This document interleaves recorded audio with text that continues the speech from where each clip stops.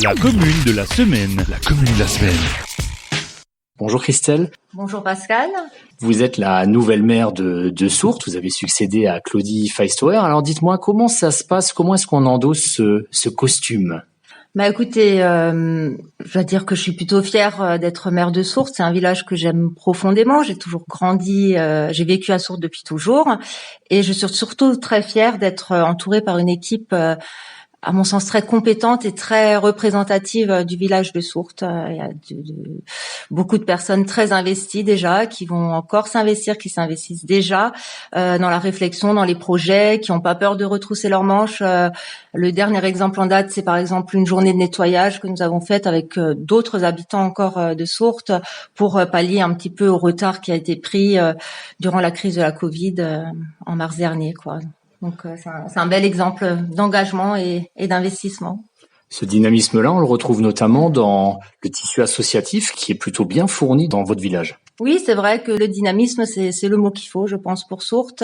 Beaucoup d'associations, c'est vrai. Il y a le foot qui fédère toutes les générations depuis très longtemps. Il y a une grande histoire. D'ailleurs, nous aurions fêté les 50 ans du club de foot qui a malheureusement dû être reporté en raison de la crise sanitaire.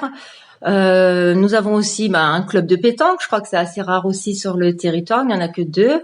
Nous avons le centre culturel qui a une section de danse qui regroupe plus de 80 danseurs et danseuses qui fédèrent donc pas mal de jeunes essentiellement sur le Pays du Vert, donc très dynamique aussi. Nous avons la chance d'avoir un club de tennis. Là aussi, je ne crois qu'il y en a que 2 sur le territoire ou 3. Et notre club de tennis, la particularité, c'est qu'il a aussi un mini tennis, c'est-à-dire que des jeunes on peut s'initier, au tennis à partir de 3 ans. Donc c'est unique sur le territoire et on en est assez fiers. On a donc un éducateur au club de tennis et il y a plus de 100 licenciés. Donc un club là aussi très dynamique. Nous avons le club vosgien de Sourtes qui balise de nombreux sentiers et c'est vrai que notre commune est entourée de forêts avec de très jolis sentiers pour les randonneurs. Et la dernière née des associations, j'ai envie de dire, à Sourtes, c'est le Jardin du Curé.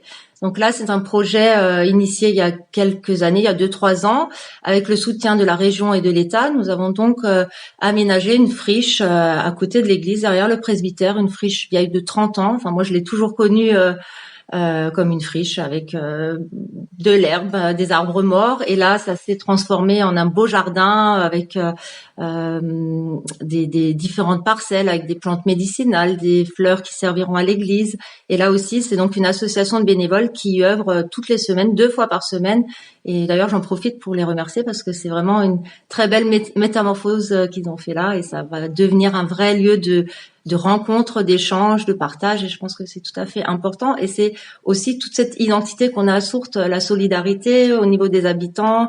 Enfin, moi, dans mon expérience depuis ma plus tendre enfance, j'ai ces souvenirs-là. Les gens se connaissent, se côtoient, se parlent en dialecte.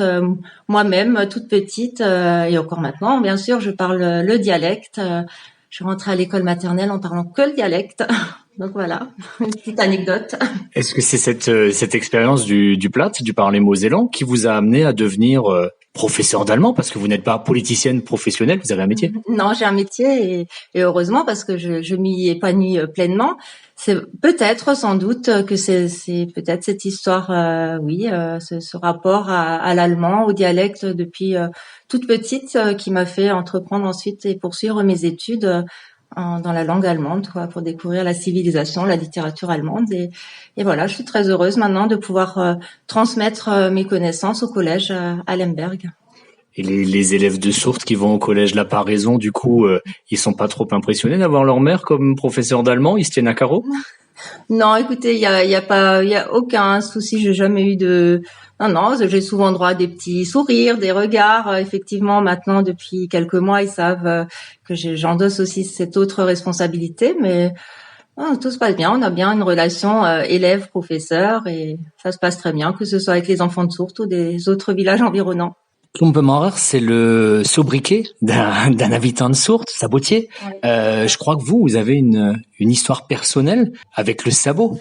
Oui, tout à fait. Mon grand-père faisait partie des derniers sabotiers de Sourtes, donc effectivement, je suis petite fille de sabotier et c'est vrai que j'ai grandi j'ai passé beaucoup de temps de mon enfance dans l'atelier de mon grand-père, justement. C'est vrai que je le suivais, je regardais, je jouais aussi dans la sciure avec le bois, etc. Donc c'est vrai que ça fait partie de mon histoire et du coup je suis très fière d'être mère de Colombo Mara.